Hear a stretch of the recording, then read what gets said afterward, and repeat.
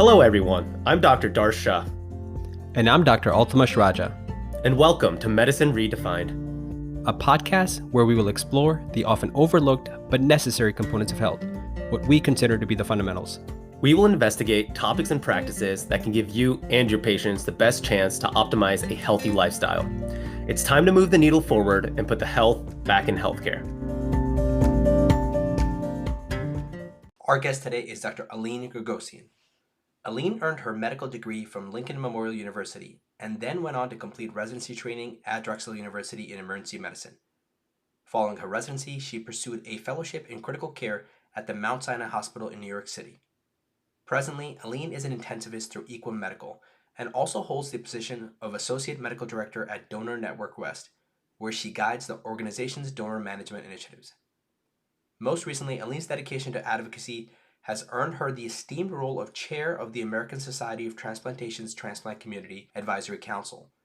Here she helps shape the future of transplant medicine and health education for patients and caregivers.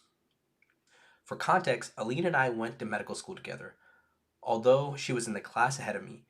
But what I had always known was that she had an infectious personality that lit up everyone's lives she touched.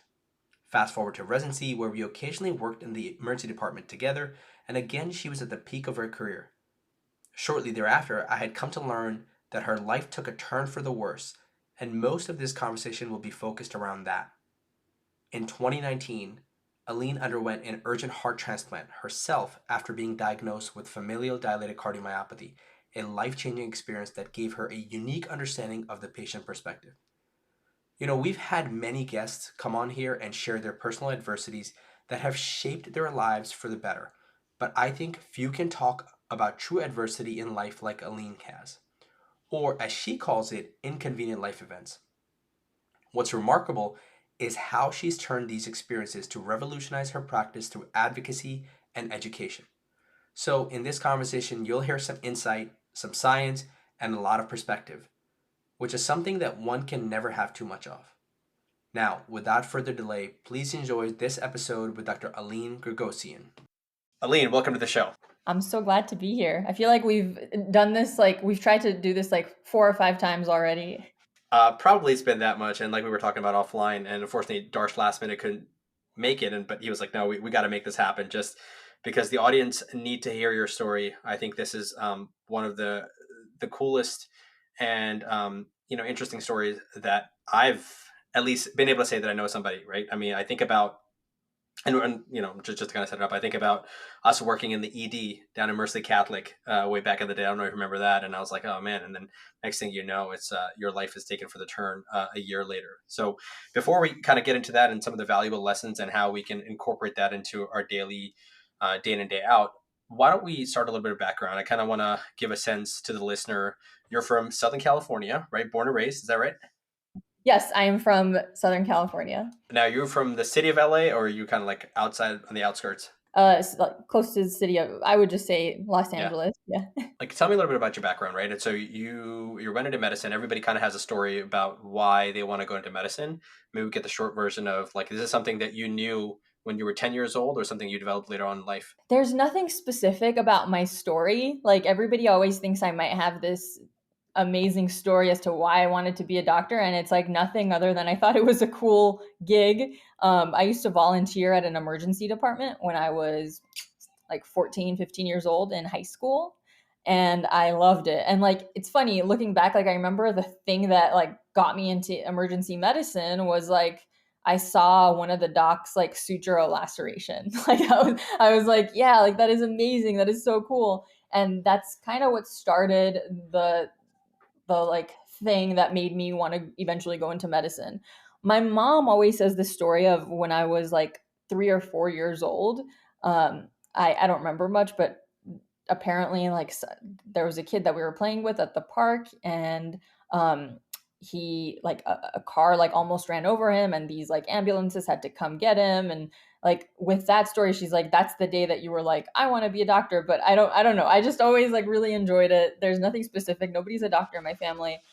When I got to college is when I was yeah, I definitely want to do that. I knew I wanted to go into health sciences. I didn't know what. And then when I went to med school, I honestly, I liked everything. Like that was my problem, was I liked a little bit of everything. There wasn't one thing that I was like crazy about. And I feel like with my personality, like kind of an adrenaline junkie, I like to do things very quickly. Um, I was drawn to emergency medicine, which just happened to be like where I first started when I was a teenager. And so that's kind of what got me into medicine. And then I ended up doing a fellowship in critical care. So I'm currently an emergency medicine and critical care trained physician.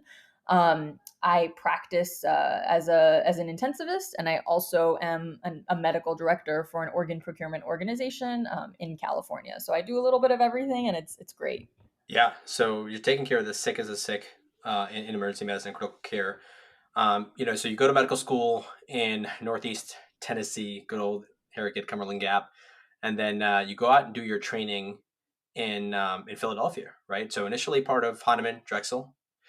That actually reminds me. Before I want to fast forward to your illness, I do want to pause here. And now when Hahnemann kind of fell out, and a lot, were you part of them, or were you had already like where were you Literally at that time? right after my heart transplant. So like I had to find a new place to finish residency just 5 months after heart transplant, and I only had like half a year left, so it was crazy. Amazing. All right. Yeah, So I was going to ask you about ILEs, as you say, inconvenience life events, but yeah, talk about that, right?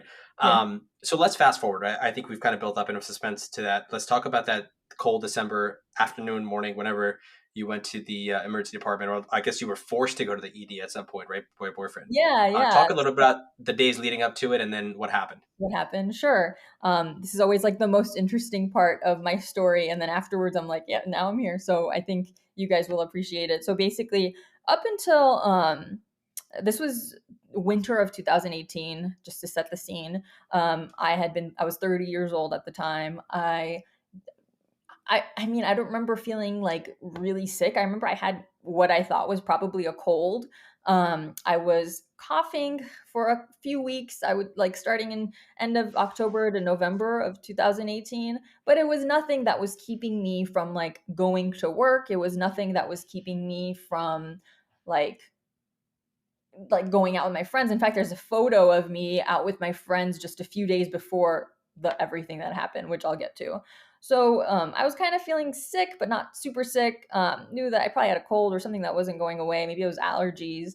And I was working one night. I was an ER resident. I was actually in my last year of residency. I had actually just matched into a fellowship program because fellowship matches happen like in November, December. And everything was going fine. And I remember I was a resident in the ICU this particular night, and I went to the hospital to do my shift, and I just was feeling even worse. And I was like, maybe I got another cold. And that particular night, I remember one of my attendings noticed, she said, like, you're stopping in between sentences to take a deep breath. I was like presenting patients to her, and something was just off. Following day, I went back home. I think she even said something like, you should get a chest x-ray, you should go to your primary care doctor. And I kept telling myself, let me just finish, how it is, 24-hour call. When I go home, I'll figure this out. And then another thing that was weird that night, because like with hindsight, you have, of course, 2020 hindsight bias. At that night, there was a code somewhere on the floors, and I remember the ICU residents and the ER residents were the ones that would respond to these codes. And usually I would take the stairs just because it was like the way I would get exercise on days that I was working 24-hour shifts. And that night, I've been taking my stairs the whole time those last couple months, but that night and specifically, I had to stop. Like I couldn't go up the stairs anymore because I was so short of breath. Following day, I finished my shift. I went home and I felt even worse. And I remember that I couldn't even walk to my bathroom, which was just like in the other room, like in the hallway next to my bedroom, without stopping, just to like take a deep breath. And it was crazy. Like I've never really had any medical problems. Maybe I've been to a doctor a couple times, but overall I wasn't on any medications. I thought worse it could have been was like a pneumonia or something. Like I didn't think it was anything crazy. That night I ended up going to so keep in mind, it's like the evening time now after my 24-hour shift. At that time, I had been dating an orthopedic surgeon who happened to surprise me because I should also mention, it was right before Christmas of that year. And when he came to see me, I guess I wasn't looking good. And the point that's really important here is that when you're sick, like your friends who see you every day don't notice those changes, right? Like if I'm coughing more or if I'm gaining weight or if I'm losing weight. But that night, I actually ended up like me and him were long distance, so he hadn't seen me in like a couple months. So when he saw me, he was like, "You look really sick. Something's like off with you." And so we went to the emergency room, and the joke being that I was so sick that like the orthopedic surgeon could tell is the one that we say now. But at that time, I was like, yes, again, probably just a pneumonia. Went to the emergency room, and my colleagues who had just seen me, right, like the day before, were like, wow, like something's definitely wrong. That night, I ended up getting admitted. They were trying to still figure out what exactly was going on. They were eh, they thought maybe it was a pneumonia. So they got a chest X-ray which showed like infiltrates, but when you're 30 years old and otherwise healthy, you would think that's probably a pneumonia. Even I never blame any physician because I'm like, yeah, I would think the same thing. You don't immediately go to like heart failure, but turns out that it was severe heart failure. That night I got sicker and sicker. I had to get resuscitated at one point. I got intubated. I was taken to the ICU, and in the morning, I don't remember a lot of what happened. They did all these tests. They took me to the cath lab. And then within 24, 48 hours, when I was extubated, is when they were kind of like, your ejection fraction is 5%. And for the people that are listening that are not doctors, that basically means that my heart was beating at 5%, which is really bad. It happened so quickly. So then when I say the story, the next part is always like, yeah, and then I got transferred to a transplant center and I had to get a heart transplant because there was nothing else that I could do, because it was so severe and so sudden. Um, and then here I am now, like 5 years later. So I never know like like there's so much that happened in between, obviously, but that's kind of the gist of the story. Um, I was very very sick. I got a heart transplant, and then I worked on rehabbing and getting back to work, and that's my story. It was crazy. In fact, yesterday was my 5-year anniversary of my heart transplant. So I saw you posted that. Congratulations on thank that. you. Yeah. It's wild that you are just functioning, feel like you're at the peak of life, right? 30s, right? 30s are the new 20s, as they say, and you haven't even kind of finished your training quite yet. The light at the end of the tunnel, so to speak. And the next thing you know, you are at death's door, and it wasn't for your long distance boyfriend convincing you to go to the hospital that day. I mean, Who knows what would have happened? Yeah. yeah, right. You probably just go to bed and be like, yeah, I'll shake this off by tomorrow, Yeah. and God knows what happened. So it's interesting how those life events happen. What was the interval between you getting diagnosed with heart failure, them recognizing, hey, this person needs a transplant, and you getting the transplant? It was crazy. It was about 3 weeks total. So from the day that I went to the hospital, it took a couple days to officially diagnose everything, to get listed and transplanted, and then have a completely new life was 3 weeks. So, and then I got discharged a week after that. So my whole hospital stay was about a month in total, but that the transplant Yeah. happened within 3 weeks. It was crazy. And at what point did you get transferred over to Penn? The moment that they realized you needed that, or So I first went to another hospital actually, and then I got transferred to Penn, just because I was very complicated, and they wanted to figure out like exactly what could have happened. But I got transferred within the first week, so I was still at the hospital that I did my residency at, part of Drexel at that time, yeah, for maybe the first 3 or 4 days, and then I got transferred. Yeah. yeah. And so you said 3 weeks for you. What's a typical time? I mean, you've done a lot of speaking on this, research on this. What's a typical time for somebody to wait when they're on the list Yeah, like that? that's a great question. I'm a recipient. I talk about this often, but on top of that, I happen to be like an associate medical director at an organ procurement organization that like helps with the allocation of organs. And as an ICU doctor, I've taken care of many post transplant patients, so I kind of have seen all four sides of this. And it's there's a lot of things that go into getting listed and getting a transplant in time. Uh, Average is hard to say because it depends on the region and the age and all these things, but generally speaking, and I don't want to be wrong on the number, so I'm not going to give an exact number, but it's not 3 weeks, I will tell you that. The way you get listed is usually dependent on how sick you are. So the sickest people are going to be listed at the top, and the people with LVADs or any kind of mechanical device that can kind of keep them going for longer, it's kind of like being on dialysis but for your heart. They can be a little bit at the end of the list, but it depends on a lot of things. So it's hard to say.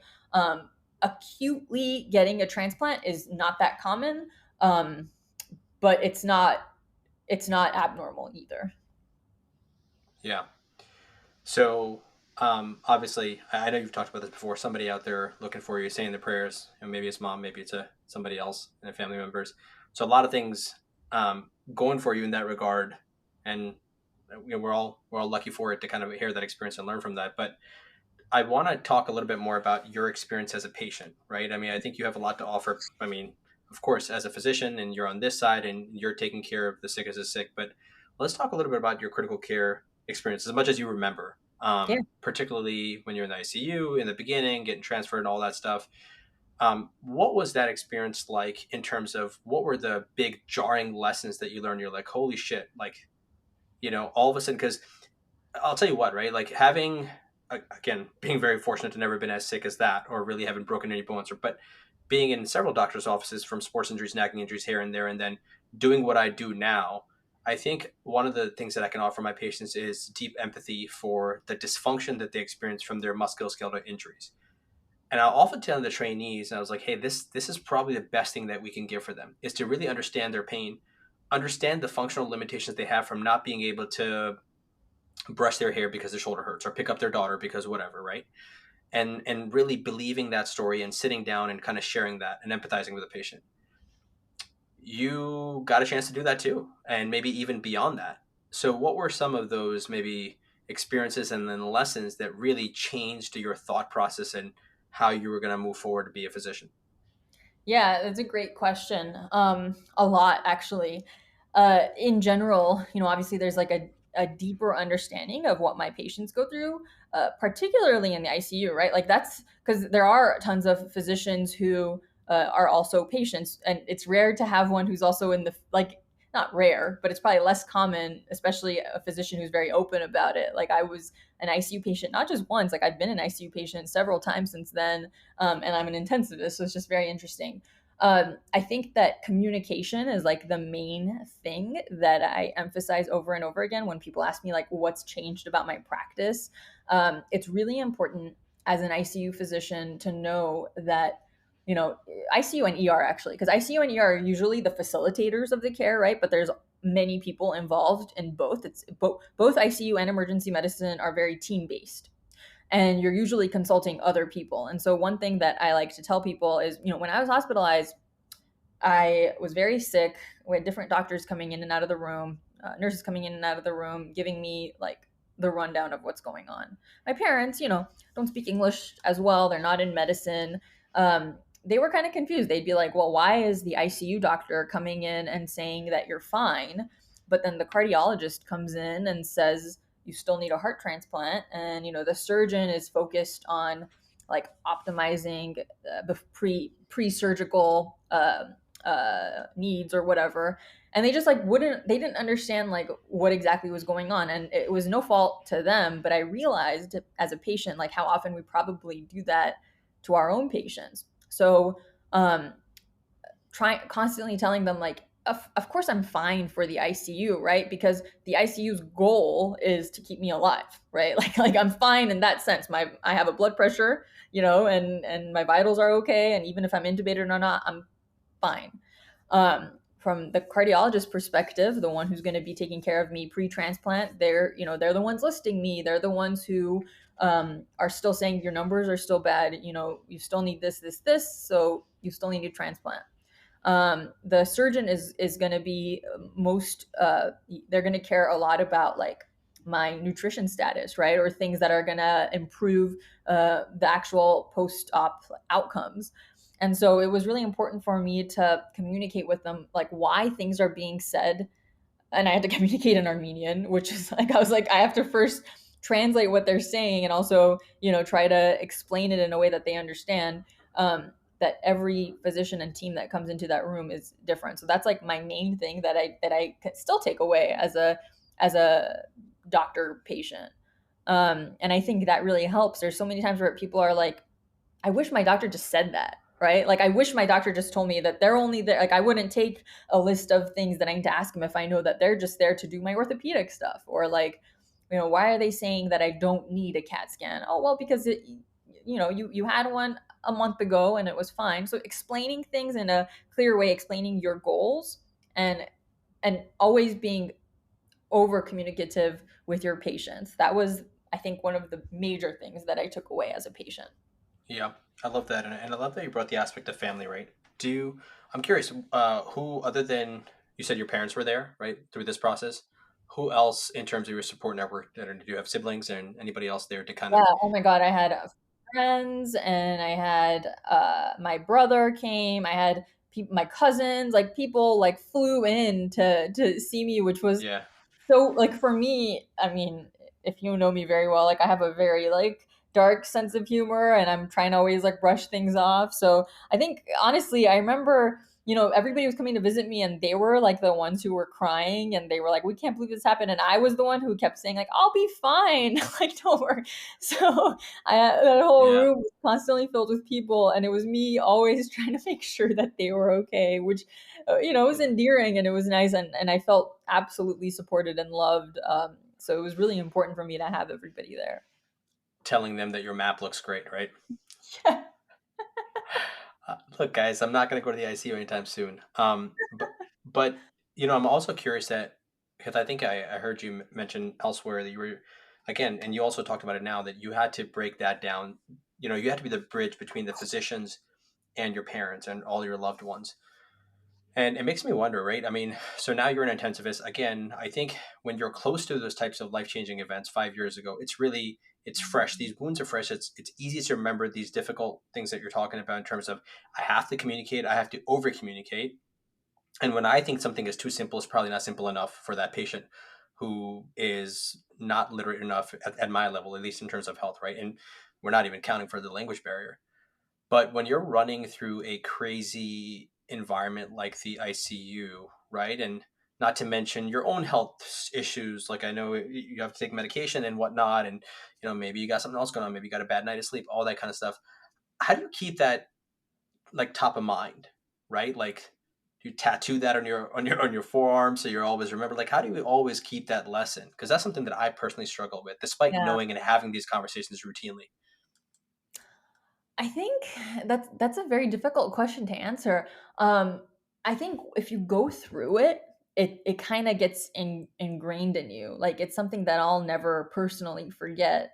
Um, and I think that it's not just that one thing that happened to me that made me realize that. Like, since then, again, like I said, like, I've been hospitalized many times. I think you remember. I think you remember this, but I even had to get both my hips replaced because I had AVN from the medications. Like, I've had a lot of other complications that every time something happens to me, it makes me almost like remember every like, and so it gets re-ingrained into my brain every time. And so there isn't like a specific thing that I do to make sure that I keep these points like in place when I'm taking care of my own patients.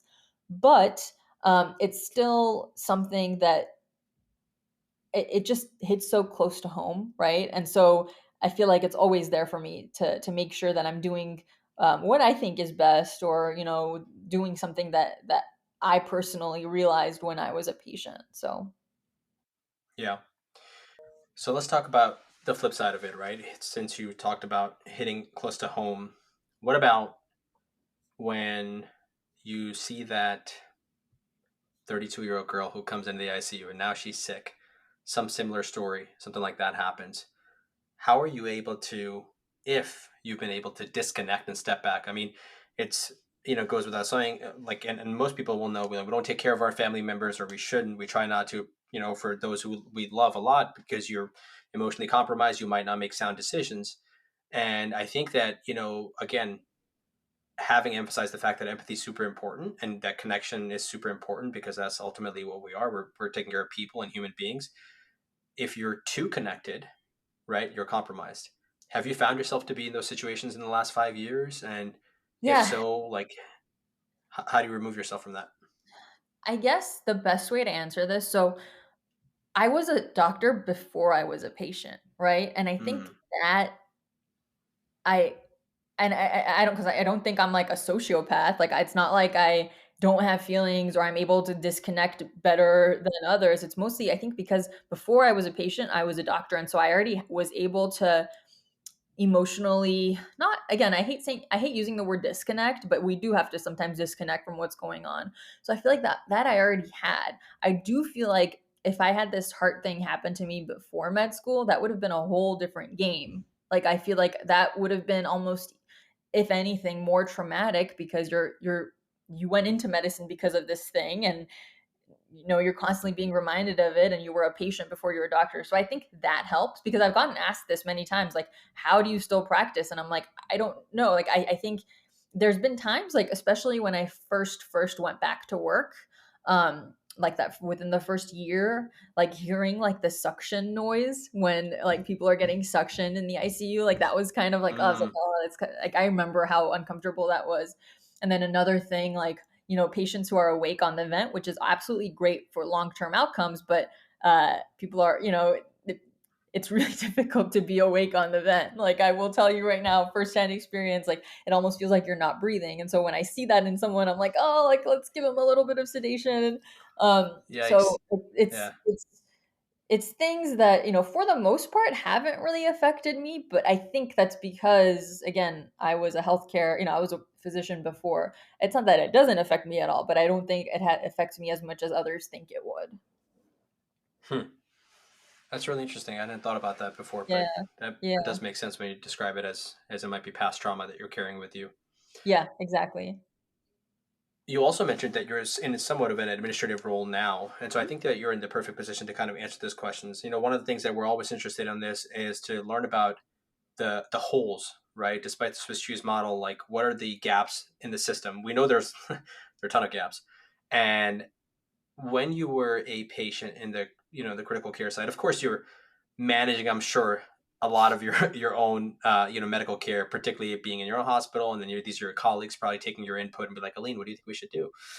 Like, I don't know, I'm the patient. So I say What that. what inefficient yeah, what inefficiencies would you say that you kind of saw being on that side of the stethoscope? Um, a few. Now, I will caveat this by saying that for me, it was probably a little bit different than the average patient who is not a doctor, because I kind of at least know how to navigate the system, right? Like, because I Mm, work in it. So I will say that, like, there are a lot of things that need to be fixed, but I also feel like I'm not the best person to ask at times, because I'm probably able to navigate it better than the average patient. And that's only because of my job. With that being said, I do think that, like, one thing that the hospital did really well, and it's not every hospital that does this, they're big on like mental health care before transplant. So every patient who is going to get listed for a transplant, whether it's emergent, urgent, or if it's chronic organ failure that they have, they get seen by like a therapist, psychologist, psychiatrist, to make sure that you're like sane for, you know uh, getting a transplant, if you'll be compliant with your medications. There's a lot that goes into the like psychosocial aspect. And on top of that, afterwards, they follow you. So they come see you almost every day. You actually have to see them outpatient. And so the program that I happened to be at was really, really good, but I don't think that's everywhere. So I do think emphasizing like mental health, which is a big thing nowadays, for specifically transplant recipients, because people think that the transplant surgery is it. They'll be like, you got the surgery, congratulations, here's all your stuff, bye, right? But that's not what it is. The surgery is only the yeah. beginning. The rest of your life is spent recovering. You're never fully recovered. You take medications forever. There's so many complications that can happen every single day. People's lives change. We're dynamic human beings. You might be able to afford medication this month but not next month. And so I do think that having like a social worker or therapist, more psychosocial input post transplant, would be something that would be amazing for the field. And it's not that it doesn't happen, I just don't think it happens enough at every center. It's not standardized. Hmm. Yeah. And maybe just for those listening to be a bit more explicit about the importance of it. I mean, obviously, maybe I shouldn't say it's obvious because, I think when we think about transplant organs, where would maybe heart transplants rank in terms of how rare they are or how hard they are to come by for people on the list? I feel like I should know the answer to this, but again, these numbers change so often. So kidney transplants are the most people are waiting for kidney transplants. So in a way, they're not necessarily rarer, but it is more difficult to get a kidney. Some people might wait years for one. The demand is higher. Yeah. Exactly, exactly. That's a great way to put it. Heart transplant is not as high in demand, but it's still quite rare. Even the biggest centers will do like 1 to 200 a year, if that. Like if that. Usually, most centers do 25 to 50 a year, so it's still quite rare as far as organ transplants. But it's definitely something that is done. Right. And so I'm glad you brought up the mental health perspective of it. If you feel comfortable sharing, Uh-huh. I'm curious. I mean, so are you still following with that team now to this day, 5 years out? No, and only because I've moved. Like I moved for fellowship. I went to New York City, so I changed my center, and then I moved to LA, so I changed my center. A lot of people do stay with their original center. They'll just like fly back and forth. But for me, it was easier to switch centers. But if you're gonna, I still follow up with mental health care for sure. It, it's when I was at my initial transplant center, the psychiatrist was specifically focused in transplant psychiatry, Mm, which was really helpful. And that's also a very rare field. So the people that I follow now aren't necessarily like in transplant, but they're still great. And yeah. so yeah, so I still So, follow. Mhm. but is that on your own doing, or is that part of like the agreement that you have to have lifelong follow up? No, this is on my own. Okay, gotcha. Awesome. And so I want to kind of shift to talk about like family history and stuff because I know you've talked about this on your podcast quite a bit. And from what I understand, that your dad was, Uh-huh. I guess, did you find this out after the fact? That Yeah. talk a little bit about that genetic screening process and be like, okay, we need to fish this out. Like, where does this come from? And Yeah. then I guess about your grandpa as well. Sure. My they found so I guess I forgot to mention that the reason I had to get the heart transplant was because I had something called familial dilated cardiomyopathy, secondary to a desmoplakin gene mutation, DSP. Um, when I got sick, obviously, and people are always like, well, what's the cause? What's the cause? It takes a while to usually find the cause of things. Like resuscitation is much more important. But when I was hospitalized those first couple of days, like I remember they were going through it. They were like, "Do you have any family history?" And I was like, "I know my dad has some sort of heart issue, but he's not very open about it." Uh, it turns out that my dad, when he was around my age and is maybe a little bit older, late 30s, early 40s, incidentally, they found out that he had an ejection fraction of 20%, which is, and he, like, till this day, he runs. Like, he's like a very athletic, fit, like, great diet. But they just incidentally found this. And keep in mind, this was the early 90s. So at that time, they didn't think that it was genetic. They thought maybe he had had a virus that had caused this. And like he follows up every couple of years with an echo, and he was on what we call GDMT, so goal directed medical therapy for heart failure. There's these specific medications he takes. Incidentally found was on medications, still on medications. His heart got a little bit better over the years. And then I didn't know the details of that. It would have been great to know that I was at risk. So we did some genetic testing, and we found out it was due to this desmoplakin gene that he also has. And his father, so my grandpa, died of like what they say like a sudden heart attack, sudden cardiac death in his like 30s or 40s. And sorry, he was 40 when it happened. And when people are like, yeah, that should have like they should have figured that out. I'm like, yeah, but my dad wasn't that close with his father, and like this was in the 60s where like I don't. My dad's always like, yeah, like he died, and that was like I guess it's just not normal to see people die that young at that age. And also, is that in the States or is that elsewhere? No, it was. My dad grew up in Kuwait, and his dad was a truck driver in Serbia, I believe. Like, and in fact, Right. they didn't even know that he had passed away. He just like never came home from work. and like Wow. they found like his truck months later, so the whole story was kind of weird, and it was almost like a mystery that was solved by the time I was diagnosed. So we did some digging and we found out that's the gene that we all have. And my brother ended up getting screened for it. He's negative. With that being said, people are like, well, why doesn't your dad have a heart transplant? Well, then comes the whole notion of like gene penetrance, like what your phenotype is. There's a lot that goes into these genes. Just because you have a gene doesn't mean you're going to express it the same way as a parent. And so it's really complicated. Genetic cardiomyopathy is so complicated nowadays, especially because they're finding more and more genes.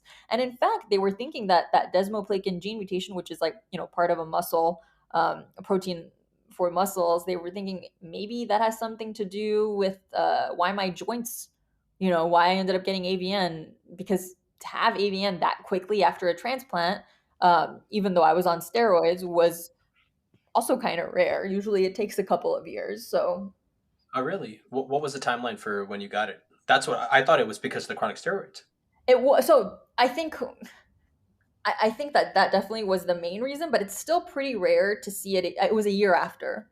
And Wow. usually Okay. people who are on steroids for a long time, and I was also, and you might know this better than me, but I was 31. Like usually it's in Yeah. people who are a lot younger, or at least on steroids when they're younger, and then they get it when they're Totally. older. So it was just like a Yeah. weird, and I was very active, like I was running every day. So it was just like a very strange thing that both my hips were basically broken Yeah. within a year of my transplant. Just curious, what was the dose? Were you? I mean, was it kind of like a taper? Were you on daily low dose? Yeah, it was I was on it was a taper, but it's a long taper. It's like a 9-month Right. taper. But what the orthopedic surgeon told me was that they're finding out that more and more, and again, I might be wrong on this, so feel free to edit this out or look this up or tell me if this is right. It's the high I was on one uh like I was on high dose steroids early on because I did have rejection. And so I think my body being naive to steroids and suddenly getting like high dose steroids was what the orthopedic surgeon said put me at really high risk. People who are like on a Mm. smaller dose for a longer period of time, or if they're not steroid naive, maybe it's a different like outcome for them. But for me, like imagine like I've never been on steroids and suddenly I was on a bunch for like a week, and then a Yeah. taper for 9 months. Interesting. Yeah. So yeah, no, that's curious. I got to look into this desmoplakin gene. So it's autosomal. So it's not autosomal dominant, right? Or it is, but it doesn't express it, like in terms of It's not common. pathology in every single person. No, I have to look up the exact. Like, I have the report. I just don't know, but I know that it's something that like my dad has that I share with him. That mutation specifically. Got you. So that kind of begs the question, right? So the other things that we're really excited about here is the role of preventative medicine, right? Again, I think early intervention and maybe even prevention are things that are going to be critical when we think about living healthy and living longer. I think medicine does a great job in focusing on life expectancy but not health span. Yep. Yep. And I think with 23 and Me and like all these morpheus, like all these different people putting stuff out there, people have access to this type of data. With this type of screening, is this something that insurance companies will cover for only if you have a family history? Like, talk a little bit about that. Yeah. I can only speak to my experience. I don't know the specifics of this, just because I don't do outpatient genetic cardiology. But for me, it was covered by insurance, and then they also cover one family member, or if not, I Yeah. think your immediate family members to get tested as well. Um, Now, I've also done a 23andMe. Like I paid cash for it just because I was interested, because I think that stuff's just very interesting. But I do know that the one that was done through the hospital was something that had been covered specifically because of my history, and they also cover for family members. Awesome. Yeah, I think, one of the things, I mean, this type of stuff is critical, right? But at the same time, I think we always have to caution people when they're looking Oh that yeah, stuff up that it's preliminary data, and this is not something that we can get phosphorylated over in terms of start freaking out because we just don't know what to do with that information.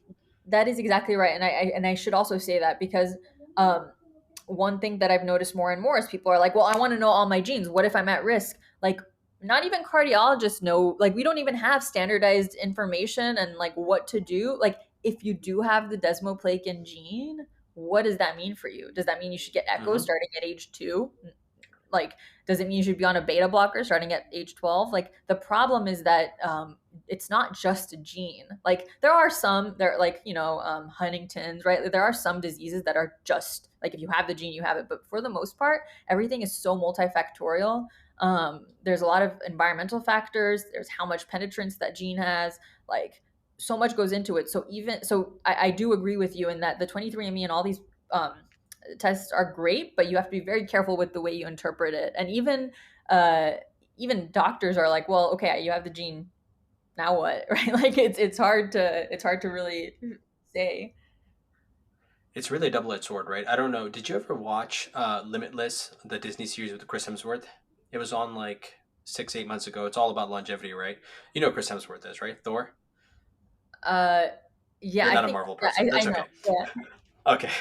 Well, he had this series called Limitless by Disney or National Geographic or something, right? And it's all about longevity. In it, they do the genetic testing and they find out that he's got the ApoE44, right? And so ApoE44, I think most people are familiar with at this point, puts you at a significantly higher risk for Alzheimer's. And so it got really blown up in the news, and I think most people know this, so I'll keep it short. But the fact that, okay, this person's, because afterwards, this guy's like at the pinnacle of his acting career, and he's like, oh, I'm going to take some time off and spend, and we're like, okay, well, what should we do with that information? And it's, irresponsible of the medical professionals to kind of give him that information, blah, blah, blah, all that kind of stuff. And I think there is, as the point that you highlighted is really important, right? It is multifactorial. Some things, it's like, okay, there's nothing we can do about it. Other things, they're like, okay, you're almost certainly going to get the illness that you talked about, Huntington's. But a lot of other things are, we know that there is environment, all these things. And so maybe whatever is in your control, you can potentially control. And that's what we should emphasize. That being said, though, I think it's so important to recognize the patient in front of you and actually even recognize the person in the mirror. Like if you know that you have a high level baseline anxiety and getting this extra information is going to get you to spiral out of control, then maybe reconsider getting that extra testing, whether it's a CT scan, like you pointed out earlier in the conversation, MRI, whatever. As people come to me, they want to know if their rotator cuff is torn from the MRI, or like really anything. There has to be a purpose behind the test, and I think that's, to your point, if we can sit down and have that conversation and communicate with the Yeah. patients, this is why you don't need it, or if we do get it, how are we going to do things differently?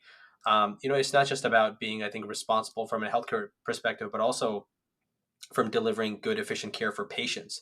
I think that's something really, really important that we all need to consider. That's so true. And I'll actually use my brother is gonna hate me for using him as an example, but my brother has like a lot of like he's much more of a hypochondriac. He has a lot of anxiety about these things. And I mean, my parents even say this, they'll laugh if they hear this, but like they were like, oh, like between you and your brother, like the fact that this heart transplant happened to you, like if it had happened to your brother, he would have had like a panic attack and like died from that. Like, like my brother's baseline anxiety is a lot higher than mine. And of course, like when they found out that it was genetic, he like his test is literally negative, and like he goes and gets like genetic tests done. Like he just wants to always make sure. And it's so funny because Mm-hmm. I'm like the exact opposite of my brother in so many ways. And so I do agree with you because my brother now has all these like test results, and he's always like, what does this mean, what does this mean? And it's not a bad way to be. It's just you have to like each person, if you're going to be someone who's going to be focusing on these little points like that, or you're going to be really worried about certain things, then you have to think a little bit harder about how much you actually want to know that information. So everybody's different, and that's what I tell people. I was getting my eyebrows done recently, and the lady who does them knows that I'm a doctor, and she like pulled out her 23andMe report, and she was like, can you like, it says that I'm at high risk for like anemia, and I'm like, she was like freaking out about the results.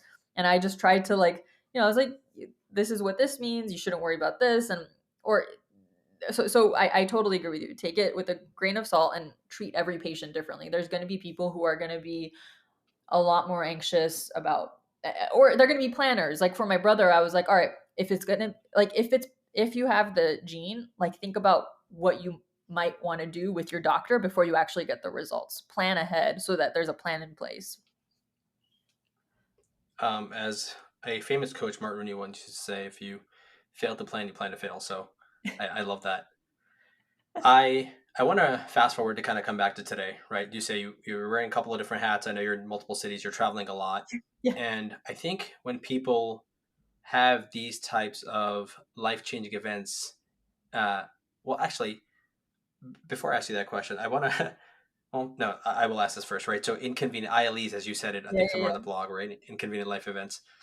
Um, they all of a sudden, are much more cognizant of their health, and they recognize that health is the most important thing that we have to offer, right? I mean, there's these things that like you read on Instagram or whatever, like, hey, if your employer like fired you tomorrow, or if you lost your job tomorrow, they'd replace you in 10 seconds, but like you can't be replaced at home or blah blah blah, that kind of stuff. And so like, care for that kind of stuff. And the COVID-19 pandemic, classic example, people recognizing how important it is to take care of their fitness and nutrition, etc., and get an agency of their own health. And what I'm getting at is, you mentioned how there are a lot more checks that you have to make on the boxes, right? Whether it's medications, whether it's might be your sleep, maybe it's vaccines that you have to do because you have to be cautious, that kind of stuff. How have you made it a point more so to care for yourself day in and day out, while also practicing the demanding profession of medicine, particularly being an intensivist? Like, have you set different boundaries that you wouldn't have otherwise? If so, I'd be curious to hear what that's about. I think so. In general, and again, everybody's different. So I never say like this is advice for everybody. I just say this is how I was. When I first got my transplant, I've always been very like career focused, right? Like even in med school, like I was like, I want to do this and I want to do this fellowship. And like I've always been very career driven, and I still am. Like I'm one of those people who my career and what I do every day really adds to like my life fulfillment points, like whatever that like and there are people like that, like I have friends who for them like their thing is like making sure that they're with their family. For me it's always been like I want to do something that's important, or like something that I feel like is going to make a difference, and that's what makes me happiest. In fact, after my fellowship was done, people were like, you got to slow down, take some time off. Like, so I decided, I was like, I'm going to take a few months off from work, and I was actually like more depressed. Like not having something to do was almost like it, like the first, after like 2 or 3 months I was like, all right, I gotta go back to work. Like, so I'm just one of those people, so I'll caveat with that. Now what I realized was that I have to be careful, because as much as I want to say like, sometimes sometimes people will be like, oh, because of you, like I'm in med school with a transplant, I want to do all these things. And I'm like, hey, just remember, like, first of all, my transplant happened to me at the end of my training, right? So like I was already done with the hardest parts of medicine, which helped. Number two, I feel like I'm much better about putting up boundaries. Like I only do part-time clinical work now. I try to tailor it to what I'm comfortable with. All the medicine that I do now is telecritical care, which is so perfect for someone like me. Mm, So I think that even though I'm still very career driven and I want to make sure I'm doing something like good for the world and that's what really makes me happy, I also try to draw boundaries. And I feel like I've gotten better at that because of my transplant. Um, you know, I see a lot of people who are very burned out, and at the end of the day, like, you know, time is very, that's like the most valuable asset that we all have, right? Like if you, like, every single minute of my life, especially now, like I'm basically living on bonus time. I should have died 5 years ago, but I didn't. So every single minute that I have is important for me, and so what I do with my time is going to be up to me. And I'm very good about at least trying to make sure that I put up boundaries, even with interviews like this. Like I only do one per month. I only do, one speaking event per however many like months. I only, like, there's specific things that I say yes and no to, and then as far as my shifts, like I only do a certain number of shifts a month, and I've become so much better at that. So that way I still have time for my health and myself, but I'm still doing things that I really really enjoy. And I think that that's one thing that I got better at after my transplant, unfortunately, but also fortunately, because it's not like it was too late. Like I did learn that lesson. Yeah, my brother once told me, and it's not his, those best lessons are hardest learned, right? Maybe not hardest, but certainly you have to go through some stuff to be able to appreciate Exactly. the value. And as you can see this behind me, right? Like earlier this year, I got this as like my life in weeks. And it's just a humble reminder for me, especially, I got a kid now, and I just tell my wife this weekend, and she's just a little over 2 now. And like she's doing all these things, full sentences, feeding herself. And I'm just like, I don't even understand where the last year went, where like, Yeah, exactly. and so those things just make you appreciate, like, okay, because if you let it, right, like this profession and everybody demanding things of you, because we do have a lot to offer, right? I mean, you're a brilliant person. Was it 40 under 40 or 45? Like, I mean, I know, so all these people want to hear a story. We've been trying to hear your story for a year now, and people will take from you. And so you Yeah, have to protect that, right? You have to yeah, fight tooth and nail for that. So, exactly. so thank you for being here. I Yeah, appreciate that. of course. As we come to a close, I've talked about ILEs a couple times because I do love it so much, and I'm going to use it all the time to myself. Anytime I go through some small hardship, I'm just going to call it an ILE and roll it off. That's why I keep laughing at it. But talk about, so for those again listening, you called this inconvenient life events, right? You called the whole episode of you getting sick before your transplant an inconvenient life event, and you have a beautiful piece, and we'll link to that in your blog, talking about how that could completely change somebody's trajectory and where they would take this victim mindset. But you didn't do that, right? You turned this into this amazing thing where you are today. um, I know some of it, I get that this is your personality, this is baseline from you, but what, you don't like to give advice, but if we could, right, if it was your mentee coming into you and was, hey, how do I deal with this adversity as I go through medical school, as I go through hardships in life, what are some things that I can keep in mind to kind of deal with these ILEs?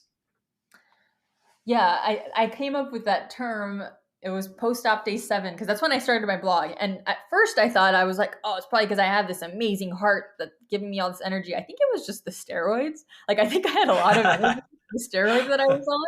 And I was like so creative, and I started this blog, and I still love writing, but I had called, this thing of mine because people were like it's people were so sad around me, right? Like I saw it so often, and I'm not someone who says don't be sad, everything will be okay. Like no, no, no, no, I'm actually not like that. I think that it's okay to be sad, but I think that when things like this happen, you either have to see it in front of you, go through it, process it, and you choose whether you want to move on or not, right? Like there are plenty of people that I hear from who are like, oh, after my transplant, like I couldn't do anything, and I'm just done. I'm just done with life. And I think that for me it was almost like I can either be annoyed, frustrated, sad, depressed, whatever, or I can't. Like or I don't want to be like that. And so I never tell people to not be upset, but I do say that process what you need to and then try to move on from it. When my main thing after that whole thing that happened to me was like, okay, what can I make from everything that just happened to me that's good, right? Like I remember I was like the nurses, they came into the room at one point, and I was like, I want to do something with my life right now. And they were like, you're literally like, you save lives for a living. Like, what do you mean by you want to? I'm like, no, I just feel like I can do something bigger with this thing that happened to me, whether or not it's advocating for organ donation, transplantation. I think even more importantly, I feel like me being open about my story has gotten other doctors to also be very comfortable with telling their story, which I feel like was such a stigma even 5 years ago. Like, so many doctors are like, oh my God, I can't believe you're saying everything that happened to you and like not worried about your employer, or like you're not like Hmm. it's just so like nice to hear that, like that you went through something that I went through. And like so little things like that, right? Like I've connected with different types of people, I've done a lot of advocacy work, and for me it was almost like, yeah, like I was instead of putting the energy into being annoyed about it, I kind of put it into trying to do what I can with it, as shitty as it was, right? Like it, like I tell people, I'm like, yeah, of course, I don't want, I would never want this to happen to anybody, and it wasn't easy. And like people are like, you make it look so easy. No, it was not easy, and it was hard, and I was very sad at times. But there's only so much that that's gonna do. Like, what's it gonna do for you to be angry for the rest of your life about what happened to you? I love that. Talk about making some lemonade, huh? Out of some lemons. Exactly. Well, Aline, I am so happy that that's the path that you chose. And thank you for all the amazing work that you've been doing. And thank you for being here and sharing your story with us, for our audience. You're truly inspiring. You have been for a long time. I know you were a year ahead of me, and we weren't really friends in medical school, and we barely worked together and stuff. But it's been exciting to follow your journey. I'm excited to see what you're going to continue doing. Tell the listeners where they can connect with you, where they can follow your work, your podcast, all that kind of stuff. Absolutely. And I'll send you all this too.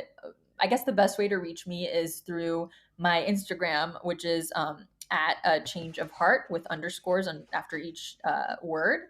A change of heart blog. I'm sorry. And then there's also a blog that is linked to that. All the links are in the Instagram, but the link to the blog is www.achangeofhe.art. So it's a change of heart. And again, I came up with that name when I was like on post-op day 7, trying to figure out like what I was going to do with my life. So kind of cheesy, but it's worked since then. Awesome. Last but not least, this is the question that you probably saw coming. We're all about adding the health back to healthcare. So that's the question for you, right? You've been through all sides of it. You're still in it. How do you think we add the health back to healthcare? How do I think we add the health back to healthcare? I think by improving our communication skills and really putting ourselves, again, you don't have to go through a cardiac arrest to be a good doctor, but I do think that empathizing more, putting yourself in your patient's shoes once in a while is going to really put the health back into healthcare. Love it. Thanks, Alin. Thank you. Thank you for listening to another episode of Medicine Redefined. If you enjoyed this episode, please be sure to check out some of the additional resources in the show notes.